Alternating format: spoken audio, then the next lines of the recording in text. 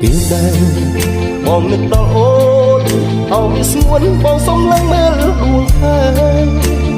អនុស្សាវរីយ៍ដិតដើមរឿងស្នេហ៍បងនឹកលេះទីស្នេហ៍ដំបូងស្នាមថាដៅជាប់ដួងចិត្តស្នេហ៍ចូលរឹតឲ្យបងរស់រងក្តីឈឺផ្សាពីពិតបងស្មងជុំនួសន្យាពីស្នេហ៍ឲ្យបងឈឺផ្សាដួងចិត្តមិនយូរស្នេហ៍បងបេះដូងបងក៏ជោគឈឺបងគួរនៅចាក់ចេញឲ្យឆ្ងាយបងតស៊ូ